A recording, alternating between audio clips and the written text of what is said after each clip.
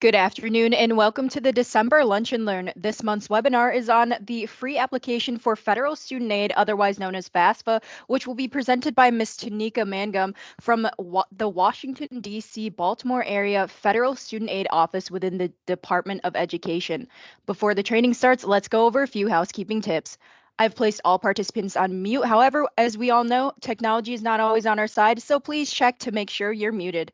I've begun recording this webinar. The recording will be made available to everyone in this channel after the completion of the training.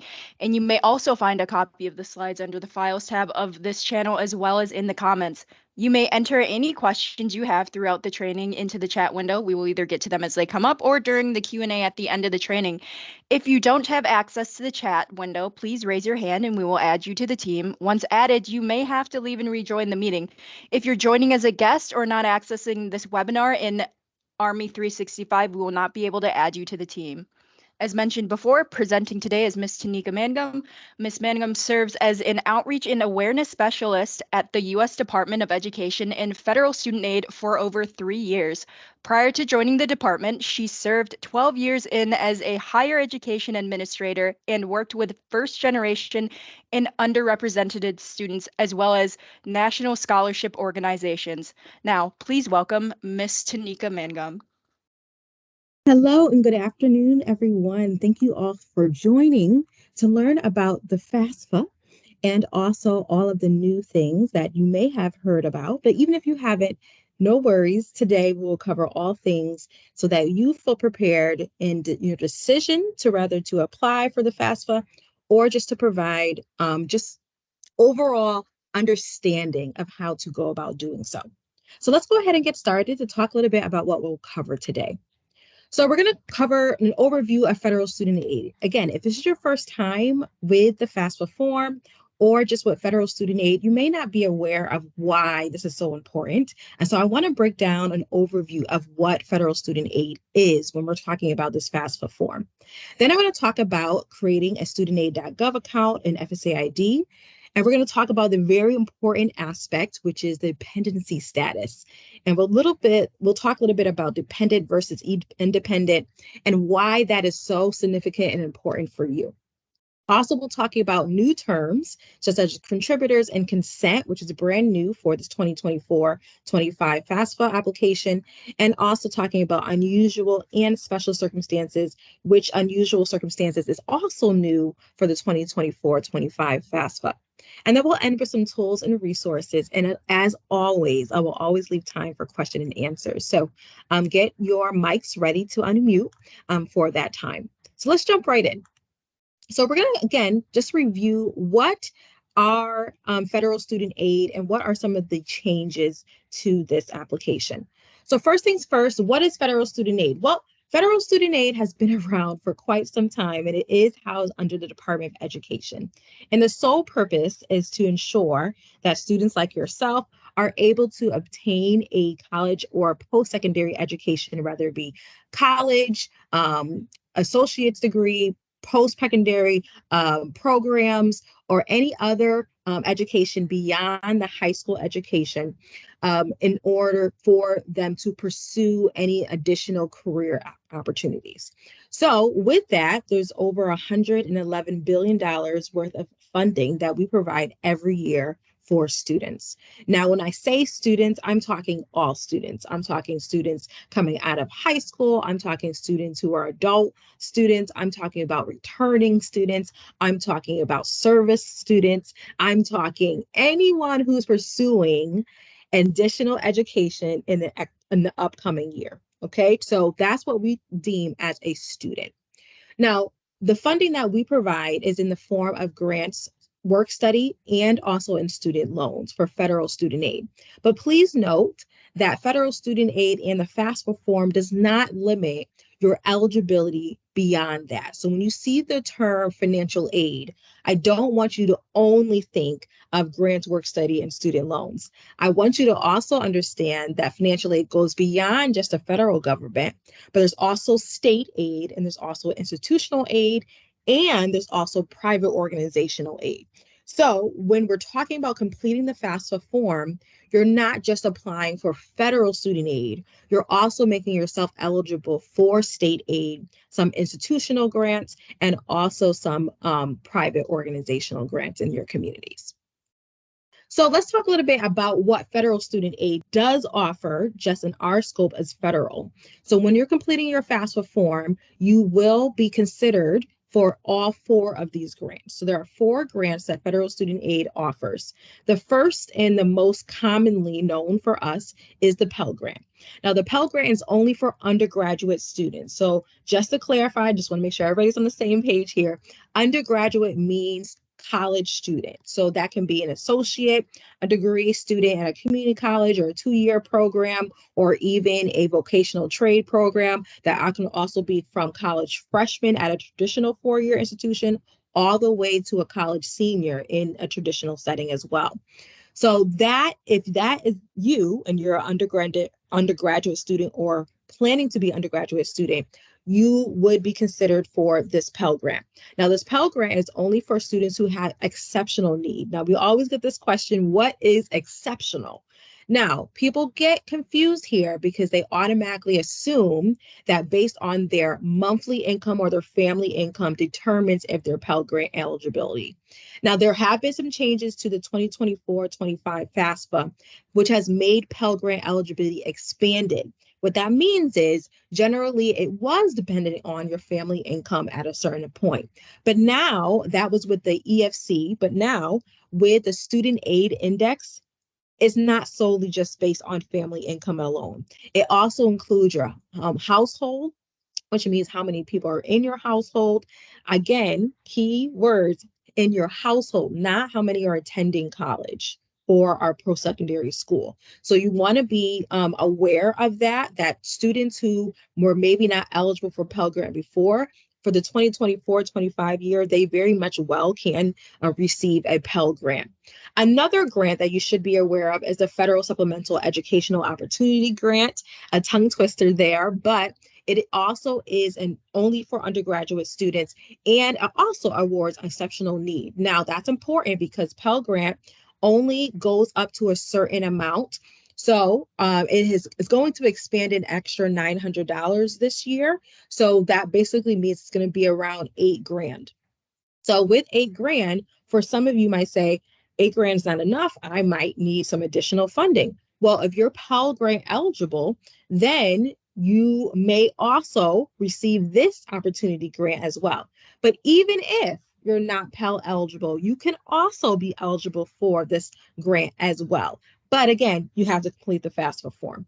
Then there's also this TEACH grant. Now, this TEACH grant is a little different from the Pell Grant and the Opportunity Grant because it's specific by major. So if you are planning to be in an educational setting or do a teacher certification, then the TEACH grant you would be considered for, and you would fill that out. There's a question on the form that asks if you will be pursuing a degree in education or teacher certification. And then lastly, we have our Iraq and Afghanistan service grant. Now, this grant is particularly for students whose parents have served in the armed forces or any of the armed forces or military branches, and unfortunately have passed away after the 9/11. So if that is you, then you would also automatically be considered for this grant in the completion of your FAFSA form. Now, again, this is just federal grants. This does not include state grants. This does not include institutional grants. So when you complete the FAFSA, you will be considered for all four of these. But even if you're not eligible for any of these four, that does not count you out for eligibility for your state or institutional. Now, the next one that I want to talk about is our work study. Now, work study is basically a part-time job that you have on campus. Now, part-time job basically means up to 10 hours a week on your campus. Now, every institution does it differently, and it is based on funding. So if an institution does have a work study program, they usually do have a work study fair, or like what you call a job fair, but it's a work study fair. And you would go there if you had checked off that you're interested in having a work study and you're a recipient of having work study. You would go to this fair and apply to any of the positions that are open for that campus, and then they would set you up. Now, this is where you get paid biweekly or as many times as they see fit for that school funding directly from the school, and you would use that money to help pay for your educational endeavors. And then we have student loans. Now, federal student loans is a big aspect of federal student aid. So many people are saying, well, I don't really want the student loans. And I want you to be aware that all three slides that I'm talking about today are all going to be considerations, meaning that you have to accept all of them. So let's say that you've gotten the Pell Grant and you've gotten work study, and maybe you also gotten a loan. You would have to accept the Pell Grant, you would have to accept the work study, and you would have to also accept the loan. So it's not automatically given to you, and then it's just saying, hey, you applied for this, here you go. It is accepted. You have to accept all of these. So that being said, there might be times where you might need some additional aid in a form of a student loan. Now, what's different from a grant and work study is that's all free money. So the grants are all free money. You don't have to pay them back except for the Teach Grant. That Teach Grant, if you don't fulfill the requirements after you graduate your teacher certificate, which means that you either have to work in a Title IV school or something that's equivalent of that. If you don't fulfill that, then you will have to pay back that grant money. So that's important to note there for that Teach Grant. But everything else is free money that you're granted during those times that you're studying. Student loans is a little different. Student loans means that you are borrowing money, which means that you have to pay back plus the interest of whatever that interest rate is at the time of you receiving that student loan. So if you had a student loan taking out your freshman year and it was at 5% interest, then it's a fixed rate. So it will stay at 5% unless you consolidate if you have multiple loans. Let's say your sophomore year, you decided to have another student loan and it came in at 6%. So then now you have two separate loans. You have one loan from your freshman year that's 5%, and you have another loan that's at 6% as your sophomore year. Now you can also consolidate those, which means that could be a lower rate. It's always going to be dependent on the interest rate of that year. All interest rates come out July 1st of the year. So if you go into our website now, you will see only the interest rate up to June 30th of 2023 because we have not reached July 1st yet. So July 1st is when you will actually see the new posting because that is actually created or determined by Congress. Okay, so that's really important for you to be aware of. Okay, so with that being said, we have a new FAFSA form. All right. Now, many of you probably on this call and said, oh my gosh, we're doing FAFSA again, or I'm not interested in FAFSA because I've heard so many things and it's so hard and I just don't want to do all that. Well, good news, we have done a lot of changes, and this is the first year in 40 years. Yes, you heard me correct. In 40 years that the FAFSA is changing. So this new FAFSA application will be launching by December 31st. Now that keyword is the by, right? So if you're an English, enthusiast like me, you see the word by and you're like, okay, is it by? Is it earlier? Is it on 31st? So it could come out earlier, but there is no indication as today is December 12th that that will be the case. So that means December 31st is what you should plan for, okay, in terms of completing and starting your FAFSA application. So let's go a little deeper here. How do you create an account? Now, in order to apply for the FAFSA, you must have an FSA ID or a studentaid.gov account. So what you would do is that you would go to studentaid.gov, or you can go to FAFSA.gov. That's FAFSA.gov. And there you'll be able to create your studentaid.gov account or FSA ID. Now, if you do not have a social security number, or your parents rather, so all students must either be a U.S. citizen or an eligible non-citizen. What does that mean? Eligible non-citizen means that they are at least in any of the freely associated peoples states, or they're in any of the territories, U.S. territories, states, or anything like that, then they are eligible for the FAFSA. Also, if they have a T visa or if they are in a refugee status, then they also are eligible for the FAFSA. But anyone who does not have a social security number or is not in any of those non-eligible eligible citizen statuses, they are not eligible for the FAFSA. So please make sure that you're aware of that. However, that is different for the parent. So let's say you as a student do meet the court requirements, either you're a U.S. citizen or an eligible non-citizen, but your parent, however, is not. Maybe they don't have a social security number or they don't have citizenship status.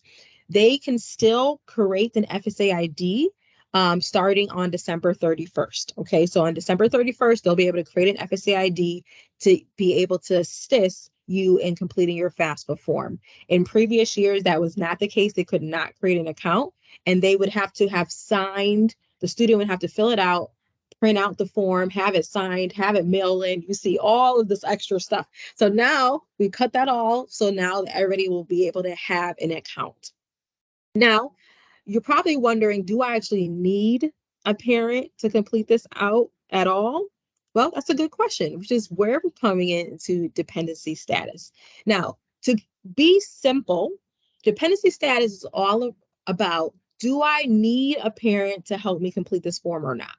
Okay, so if I am a dependent student, then yes, I need at least one person to be able, one parent to be able to complete this FAFSA form for me to be eligible for federal student aid.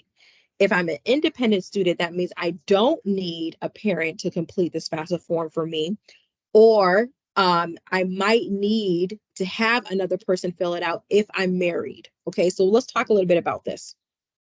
So dependent student basically, as I said, requires for a parent information in completing that FAFSA form. So that means you need at least one parent to complete that form. Now, the reason why I'm saying this can be a little tricky is that things have changed, mostly based on tax filing. Now, I'm not talking about rather your parents claim you on taxes, is more about how they file taxes with their spouse. So let's say your parents are married and they file jointly. That means only one parent needs to complete that FAFSA form. But let's say that they filed separately. That means both parents will need to complete the FAFSA form because they are not, it's not going to be picked up as just one household. So that's important to know. Now, what if your parents are not married and they do not live together, or they were never married and they don't live together in any capacity? It has to be the person who's providing the most financial support. Okay, so we don't determine what is the most financial support. So that could be, maybe you're living with one more than the other. Maybe maybe there's more funding that's coming from one parent than the other.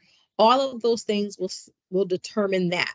Now, many students will say, well, what if I'm self-sufficient? Maybe I haven't lived with my parents since I was 18. And does that qualify me to be independent? Well, there are certain stipulations. When somebody asks me that, I always say, well, the starting age is 24. So if you're under 24, then you are still considered a dependent student, even if you're self-supporting. However, there are other stipulations because you have to be one of any of the other stipulations. So it's not just age. So you can't just say, well, I'm 18, now I have to be dependent because I'm not 24. I also will ask, are you any of the other ones? Now, what is any of the other ones?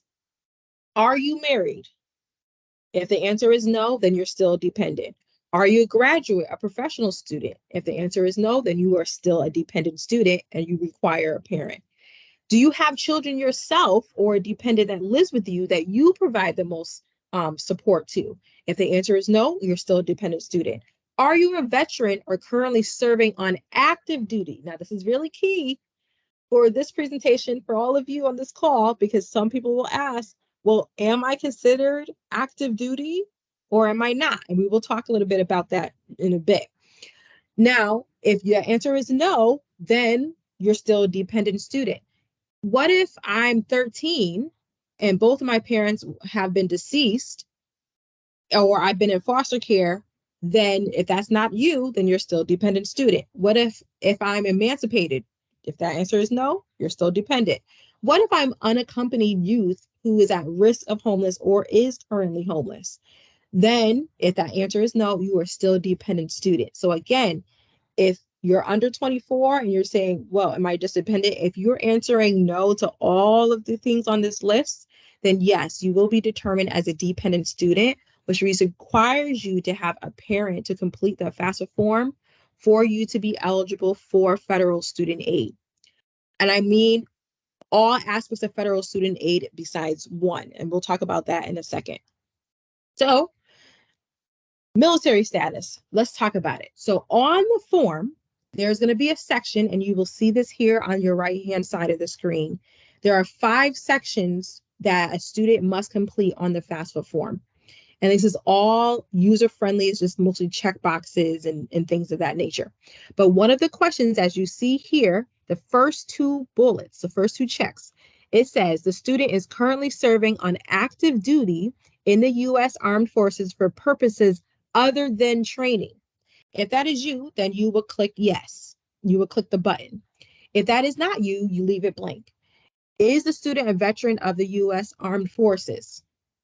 If it's yes, then you click yes. And that means you're going to be an independent student.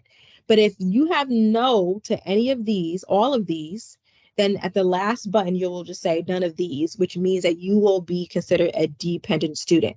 This is really important. And I highlighted here on the screen that this is important for National Guard and Reserve. So if you are, and this is what this presentation is for, if you are in the National Guards or you're a reservist, then unfortunately, you will be considered still a dependent student. Or unfortunately, depending how you look at it, you will be considered a dependent student, okay? Which means that you will require a parent a parent to complete your FAFSA form with you, okay? Now, what does that mean? When I keep saying parent, I'm talking about contributors. Now, this is a new term that the FAFSA has just implemented for the 2024-25 FAFSA year. Now, the contributor, what is the point is for the consent. Now, I just talked about how previous year for the last 39 years, right, that the FAFSA has been requiring people to input their own tax information, meaning they had to go find W-2s, they had to input all this information, they had to, kind of put their heads over the computer trying to figure out where they put information in which box. That's not happening this year for 24-25. Now, with the consent approval, the information from the IRS will transfer into your application, and you won't have to do the headache of trying to figure out where information goes into which box. Now, that being said, this consent is regardless if they have filed taxes before. So whether you have filed taxes or your parent or contributor has filed taxes or your spouse. And also, it does not matter if they file taxes outside of the US. So if you have a parent who's outside of the US, they still be able to create an FSA ID account. They still will be able to go through this process for you, and they still will be able to provide consent. Now, the reason why this is super important, I want to spend some time here, is consent is what qualifies you for federal student aid. So if you decline consent, then that means you will not, and I repeat, you will not be eligible for federal student aid. This consent for your transfer from taxes into the IRS, even if there's nothing to report, that consent has to be made in order for you to be eligible for federal student aid starting in the 24-25 FAFSA application.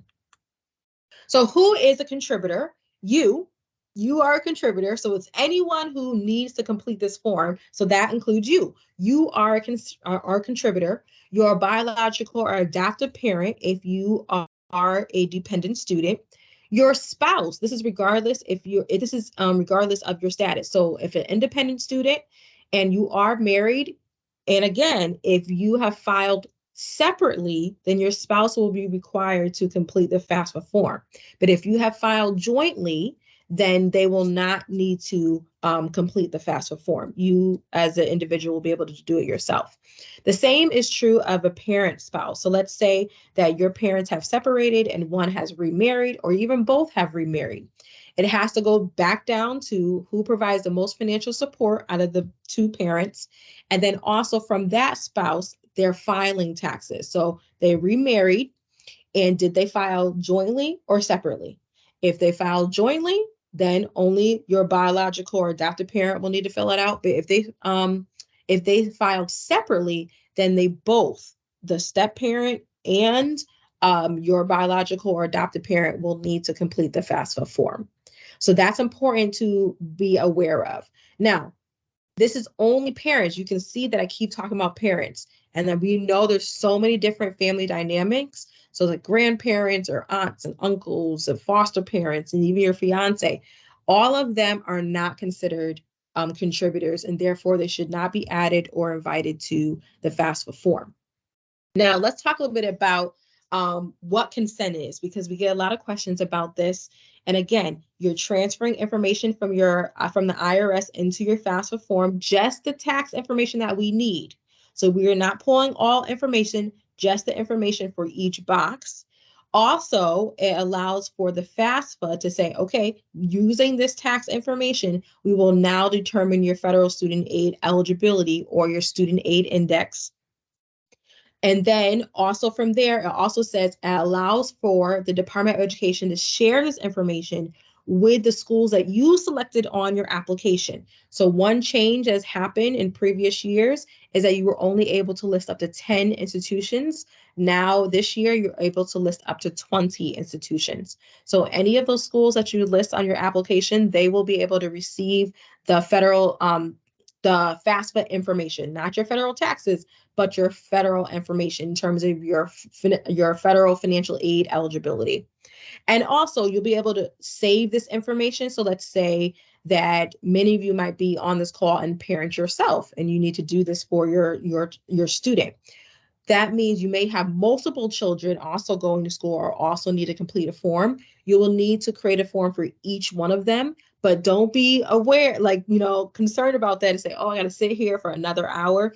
Well, it's going to pre-populate. So you can save and have it pre-populate to the new form so that you don't have to do everything over again. There are going to be some questions that they want to review though, because everything's not the same. Maybe they have different parents. Maybe there are different financial aspects. Maybe they're different. One might have a scholarship or a college application. A college savings plan, and another one may not. So there's different things that need to be asked, of course, but at least majority of the information and tax information will transfer over.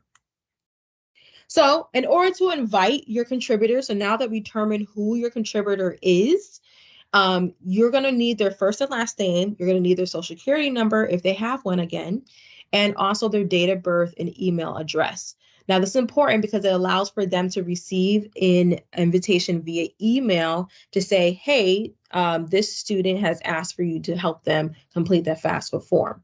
Now, when that contributor goes into the form, this is not, and I repeat, this does not make them eligible or make them forced to be able to help you pay for school. Okay, so that's a commonly, asked question. Like, if I do this, am I saying that I'm going to provide financial support? And the answer is no. As I said earlier, even if the student's financial aid says, hey, you have access to a Parent Plus loan, that Parent Plus loan still has to be accepted. So all forms of aid have to be accepted. They can't just be given. Okay, so that's really important to note. Now, email address is not required, but is highly recommended because, like you, I often forget passwords as well. And so it's easier to be able to receive that email notification to get you back into your account. So just be aware of that. So again, they're going to receive an email saying, hey, you've been invited to this form. They're going to be able to log in. They're going to be able to create their own studentaid.gov account, their FSA ID, and then they'll be able to start their process. Now, just as I said, the student section had 5 sections to complete. The parents or contributors, additional contributors, only will have 3 sections. That is the demographics page, the financials, which is that transfer from the IRS into the FAFSA form, and then just the signature page. So it is a lot quicker for the contributors, so they don't have to feel like they're taking all this time to help you complete your FAFSA form. So there might be some additional information that's needed. So let's say you didn't file taxes, or maybe you didn't make enough to file taxes, but they might still ask you for information to input manually. Again, that consent still must be happening in order for you to be eligible for federal student aid. But it is really important that you at least be aware that you still might need some additional information to input manually if that is you. So let's talk about unusual and special circumstances, because I know many of you might say, okay, well, I understand the contributors, but I'm really nervous about that, Tanika, because I really don't have contact with my parent at all, right? Or a biological parent. And there's a number of reasons in this great country of ours where there's a lot of family dynamics that are just not great, all right? They're just not great. And so what are some things that could help? Well, let me introduce you to unusual circumstances. So this is a new term that's being introduced for the 2024-25, which provides provisional independent status. What this means is that you'll be granted provisional status, which means temporary, in other words, temporary status, independent status, with proof pending. So that means that you can complete your FAFSA form. So there's going to be a question to say, do you have unusual circumstances? If you click that box, then you can complete your FAFSA form without a parent information, but it's going to require for you to make contact with the institutions that you are hoping to enroll in. And then you'll need to provide information to prove that you do have, in fact, an unusual circumstance.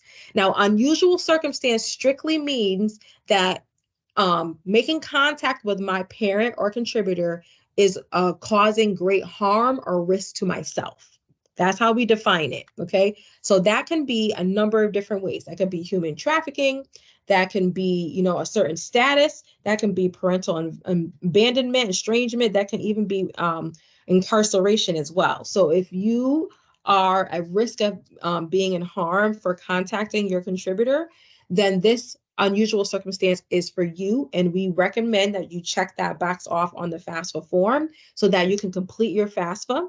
And then you'll be able to then make contact with the school to provide additional information for that proof.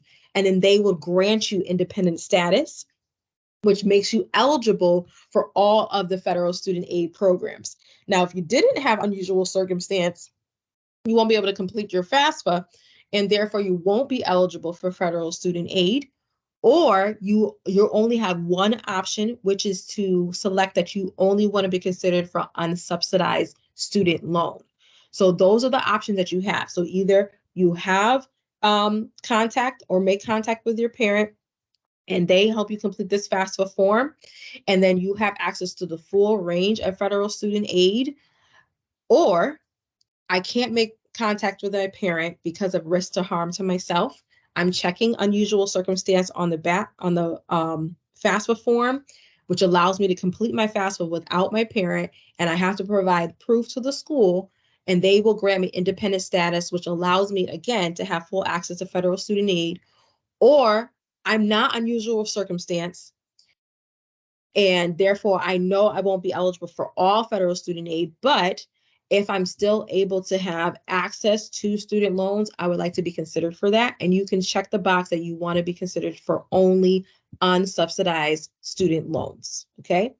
Now, that's for federal student aid. Again, that does not mean that you won't be eligible for state aid, institutional grants, or private organizational grants, okay? So please note, when you check that box, I only want to be considered for direct unsubsidized loan. That does not mean that you also won't be considered for state aid or institutional aid or private aid as well, okay? We're just talking about federal aid at this point, okay?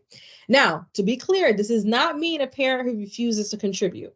So if they're like, I don't want to contribute to your education, that's fine. Completing this FAFSA form does not mean that they're obligated to do so. So that's perfectly okay. So make sure that you're communicating that with that. But maybe also you have a parent who just refuses, like, I'm not going to do this form for you at all. But that's not necessarily unusual circumstance. Okay, so please note that that's why that third option is there for unsubsidized loan, and also be able to at least go through your FAFSA application to be eligible for state, institutional, and private aid. So what are some of the proof that you might need to provide to a school? Well, might ask you for an interview. They might ask you for a documented phone call or statement, court document saying that you should stay away from the person or the contributor, utility bills that's saying, hey, I am responsible for myself. Like this is me. This is all I can do. I'm taking care of everything. I have not talked to this person in eons, right? Or any documentation that the school requests. Now, please note the school makes that final decision. We do not, okay? So the school gets full opportunities for you to make your case to the school to say, I need to be determined as an independent student. Okay, so checking unusual circumstance at least gets you a higher opportunity to be able to communicate with the school about why you feel like you should be an independent student. And that school will make the case or determine if that is accurate or enough. And then they will grant you independent status, which then makes you eligible for federal student aid. So I hope that's clear for everyone. If they're kind of like, well, I have unique circumstances or things of that nature, this is the option that is granted for you for this starting 24-25 year. Now, there's also something called special circumstances, which is completely different. Special circumstances is strictly financial. So let's say that there has been a loss in employment. Let's say there was a change in your financial assets, as many of us probably experienced during, this pandemic period. But also if there's a reduction in income, the tuition expenses at your elementary or secondary school for a dependent of yours also went up, then all of those things can be considered as a special circumstance. That means that, hey, all the tax information that you pulled in, it looks like, hey, I'll be able to cover more, but in reality, I actually need more support than what might be pulling from my FAFSA due to the tax information. So please be aware that you also have this option for special circumstances. Now, the same thing will be the case that if you are determined that if you're saying that you have a special circumstance, you also need to prove that with the institution as well. I can hope you see a trend here that the communication with the institution is key. So there might be certain documentation that they are requesting as well. And you want to make contact with them first. You don't want to wait until you get your financial aid offer and then say, oh, well, I have a special circumstance or unusual circumstance. You want to be proactive in this communication so that they can help you with your independent status or to help you be eligible for additional aid before that letter gets sent to you. Okay. So after you complete the form, what should you expect? Well, there's a new aspect. You're going to receive a confirmation email. That's a standard piece. So the confirmation email isn't necessarily saying it's already processed. It's just saying you have submitted. That means that we've received your signatures. We've received your contributor's signature. Everything is set to go and in. But processing means that it can take up to 1 to 3 days, depending on your form and any needs that might be. So if you determine that your unusual circumstance or a special circumstance, you will not see a student aid index, which means you will not see Pell Grant eligibility. You won't see any of that again until you have verified with your institution that you have a specific status as independent or dependent student. So once that happens, you just are receiving a processing. Now, the FAFSA being processed means that it's being sent to your institutions. You'll be able to see that on your dashboard, whether your FAFSA has been processed or not, because it will be green. If it is yellow, that means it's still, going through the process. If it is red, however, it will say that means that it's an alert that something is not completed. Okay, so you will receive notifications with that. But there is a FAFSA submission summary, which is brand new, which will help you understand a little bit more about what to expect here. Now, this provides additional information. It looks like this, where you'll have eligibility overview. So it will tell you what your student aid index is, if you're a recipient of a Pell Grant, how much up to how much. It will tell you how much in work study that you might be eligible for. It will tell you how much in student loans that you might be eligible for. All of that will be on this page. Then there's also a FAFSA form answers, which is an overview of every single answer that you put in the FAFSA. So if there's any changes, you can make the changes there on this tab. And then there's school information. That means all the schools that you've listed there. It will not only just list the schools, but will also tell you graduation rates. It will tell you retention rates. It will tell you debt rates for students who are in your income bracket, what it looks like for those institutions. So all of that's on the page. It's very thorough. And then next steps, you can see there's a red exclamation mark, especially because this is like, if I have unusual circumstance, is this a reminder? Hey, you need to make contact with your school to make sure that you're submitting the information in order to determine your status to get a federal student aid eligibility offer letter. So now we're down to the tools and resources. We covered a lot today. I know it seems like a lot, but this form has literally shrinks in everything. And we've heard all the complaints over 39 years about what we can do better. Obviously, this form will always need improvements as we go through the trajectory of education. So we're always listening and making sure that we're trying to stay as up to date as we can. But if at any time you feel like, hey, I need to refresher on certain things, we do have YouTube videos. So on our main federal student aid YouTube channel, we do have information about everything that I talked about today. Understanding what the FAFSA is, what the changes are to the FAFSA, who is a contributor, why do you need a contributor? All of these things are there. And then if you're wanting to know a little bit more about a webinar, just like we have recorded here today, we also have our outreach YouTube channel, which is all of our webinar recordings. So if you're interested in seeing any of our past webinar recordings about this new FAFSA, then you'll be able to do that and request the PDF slides as well under the YouTube descriptions. So all of those things are important. Now, you can find more information at studentaid.gov. That is the main page. Studentaid.gov is where you'll go to start your FAFSA. It'll be where you go to create your studentaid.com. Your FSA ID account.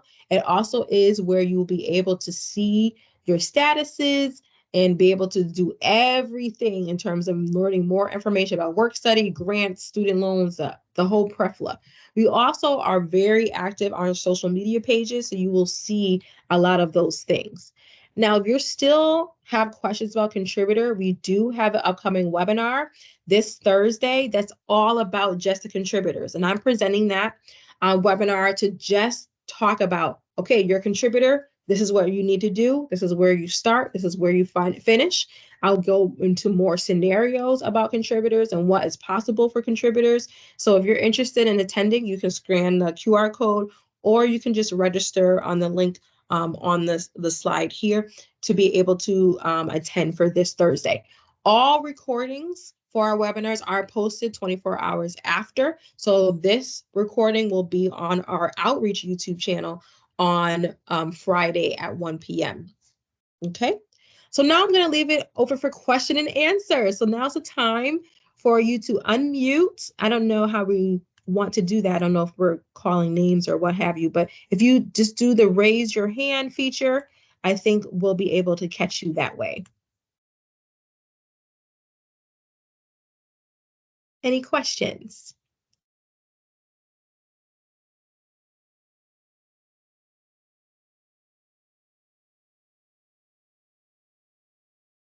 Oh, was thorough enough for you guys? I hope so.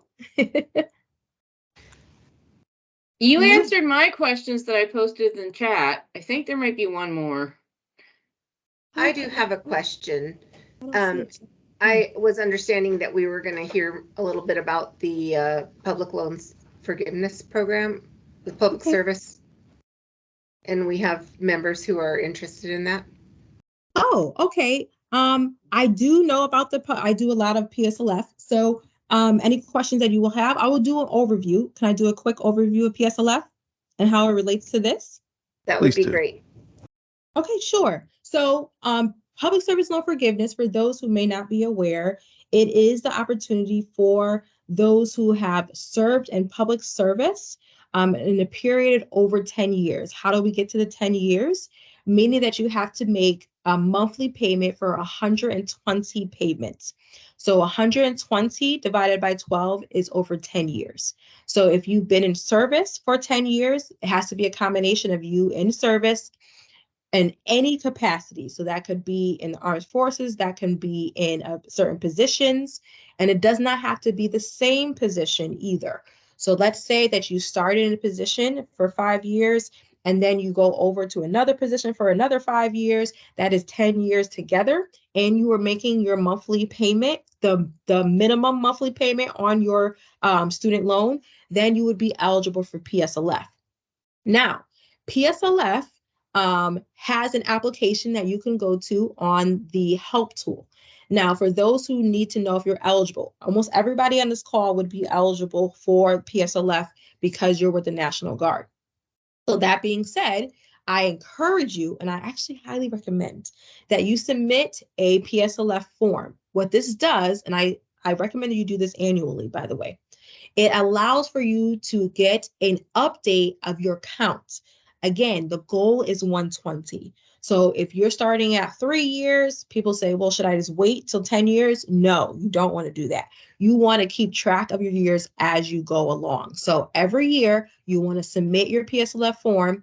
If you're in active duty, or even if you're not, even if you're veteran status, or even in any kind of status, and you have a DD 214, you want that can serve as your signature, employer signature, okay? So what you will do when you're completing your PSLF form and you're submitting it, you're also going to attach your DD 214 form to the application, okay?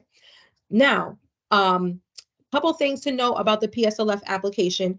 It is all online, okay? So they're kind of moving away from the PDF version only because it's a lot easier for people to be able to request their employer or whoever their past employers were, because it also could be past employers, to complete that PSLF form, and allows them to track the statuses of that completion. You'll also be able to create a new PSLF dashboard, which you'll be able to see when your FAFSA, your PSLF form was submitted, completed, and signed by all employers, and also sent over to MOHELA. Now, MOHELA is the actual administrator of the whole entire PSLF program. So if you are in the PSLF program, you should and must have MOHELA as your loan servicer. If you don't have MOHELA as your loan servicer, that means you are not enrolled in the PSLF program. The only way to enroll in the PSLF program is by submitting a PSLF form. So that triggers the process. So once you start that PSLF form, it alerts everybody, including your current loan servicer, that you are opting into the program, and they will start the transfer process for you to be moved into MOHELA as your loan servicer.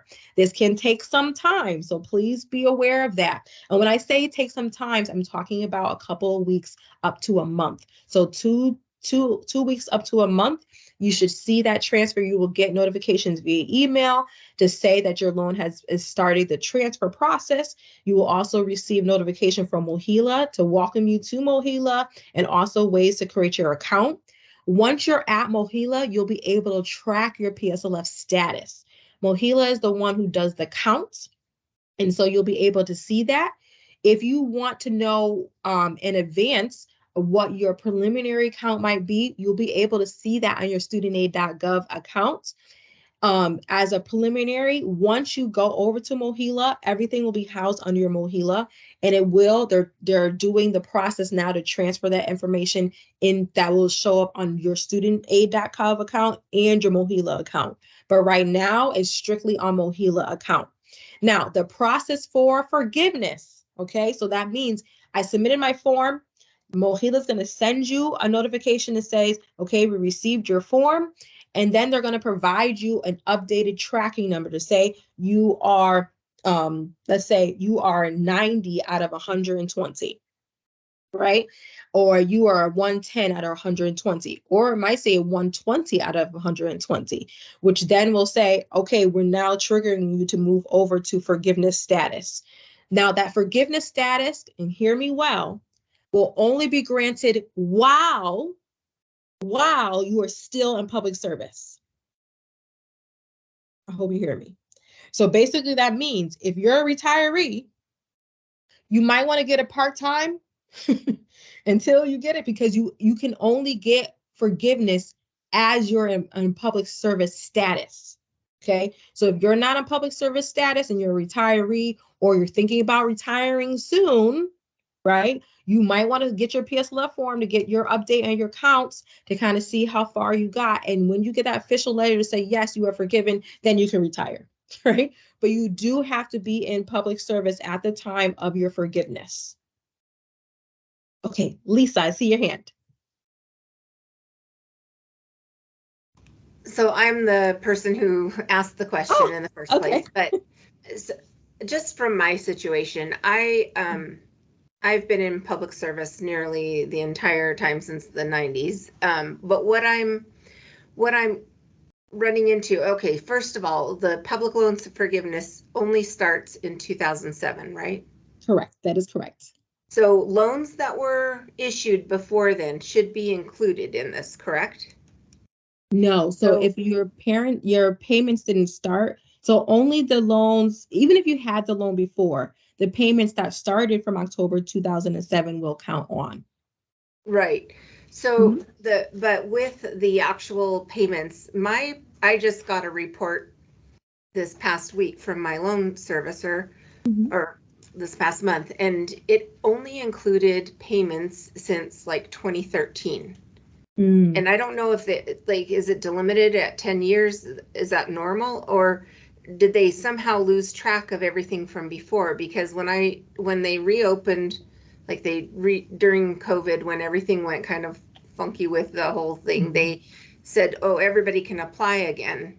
And so I applied again, and I got a complete rejection. I have no idea why, honestly, but I'm trying to really understand, what do we tell people when, first of all, when they have loans that aren't being, the payments that were made that aren't being recognized as having been paid from 2007 forward? Love that question. What do we do? We don't have ways to pull it up. Excellent question. So we have a system that only goes back 10 years. So anything prior to 10 years is only going to be housed under your loan servicer, but not for the borrower. So the borrower, so for your case, what you're saying is that only goes back, you can only go back to 2013. But anything prior to that, you can't be able to pull back up, right? That does not mean that the loan servicer cannot see that, right? So that means that they have not officially updated all of your accounts, which is what we're calling our one-time account adjustment. So the one-time account adjustment actually will go into effect July of this year. What that means is anyone who has made a payment, including deferment. So this is great that we're on this call for the National Guard. So if you were in deferment as well, all of those times and past payment from 2007, October 2007 on, are going to be counted all at once. So that means July 2024, you will see like a aggressive changes in your account, because they're doing it all in one time. So although you're saying, hey, I made payments but it's not counting right now, they're probably holding until that July because they're trying to do it all at one time. Okay. So then another question is, if new loans have been added to your student loans, like within that period, do those get, like if I've made payments for 10 years, do my loans that I got in 2015 get included in a loan repayment once I reach the 10-year point for any payments, or do those have to wait for longer and be eligible at a later time? No, if you consolidate them. So if you consolidated them, then they're all going to be wrapped up together.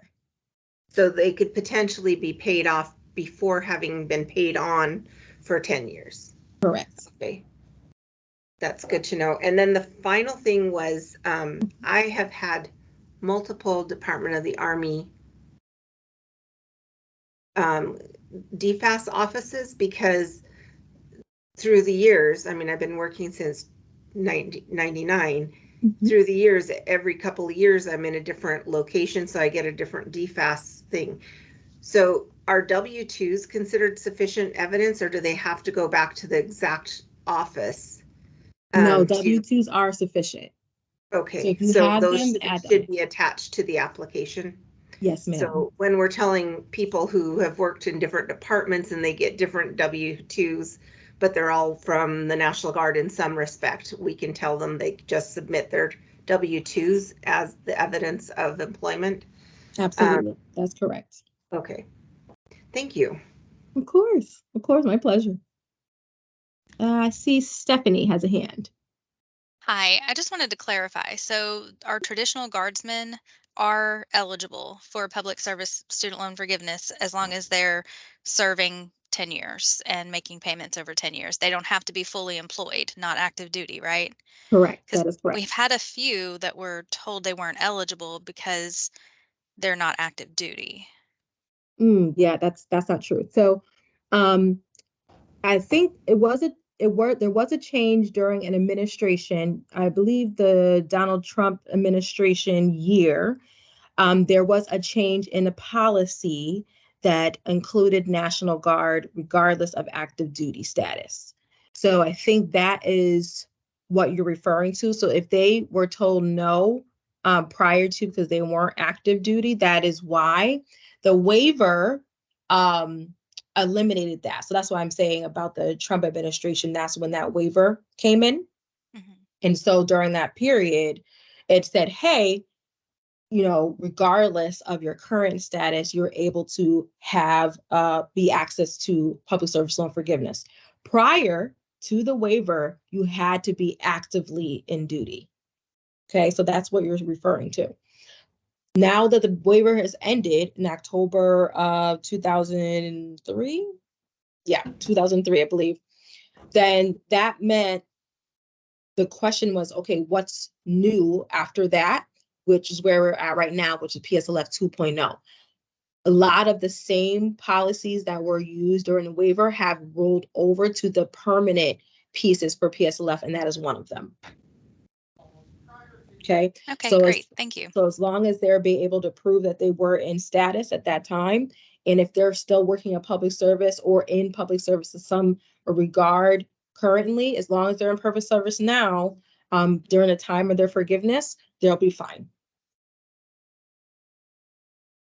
Great, thank you. Of course. So it looks like Lieutenant Colonel Newman has a question, and it's how are FAFSA and post 9/11 GI Bill related? For example, if we plan on using the post 9/11 GI Bill for our dependent, is FAFSA still recommended / required?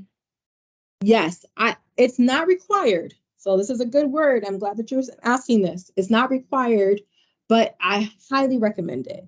The reason why is that GI Bill does cover a lot, but there are also some limitations that it does not cover everything.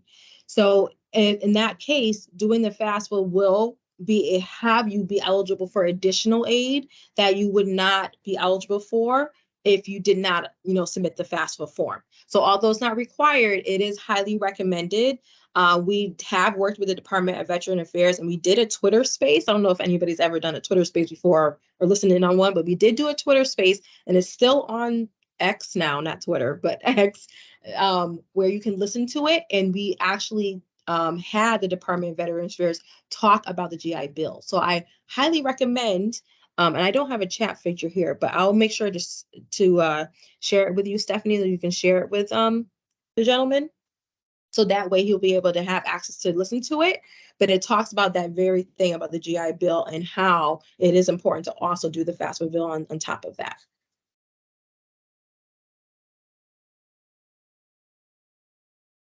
Did I answer that question? I believe so, yes. Yes, that helps. Thank you.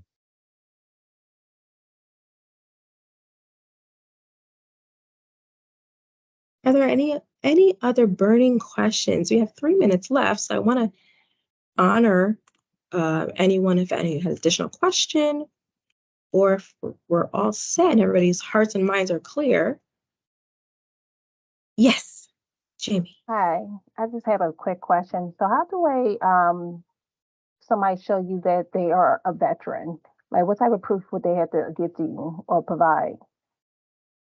Well, on the FAFSA form, it just asks if you are a veteran. That will also pull in from other things like the consent form from the IRS. Usually there's a status there regarding that, because it is a question that I believe is also on the taxes for your IRS. So it'll pull in that way, but it's not something that has to be proven. The school, if a school asks you for that proof, usually it's going to be, again, like a DD-214, or it's going to be some kind of other paperwork just demonstrating that you have fulfilled the duties of your branch. So there's different, depending by the schools, but usually people aren't asking for the verification because of the IRS tax retrieval and everything else that's already included in that. Okay, thank you. Of course. Well, I thoroughly enjoyed myself. You guys got a 2-for-1 presentation today. I hope that it was helpful for you, that you have a deeper understanding of the FAFSA and federal student aid and what we offer here, and also the PSLF program. I encourage you to go and look at the PSLF program. You can go to studentaid.gov /PSLF for that help tool. So if you want to submit your form to start that process, or to enroll in the PSLF program, or to even just start to get your tracking of how many payments you have left or remaining or just made, I encourage you to do so. The FAFSA, again, as a reminder, will open on December 31st or by December 31st. So stay tuned for that. And if you have any other questions, feel free to contact any of your leadership. They have my direct number and email, and I'd be happy to answer any questions along the way. Thank you and have a great afternoon.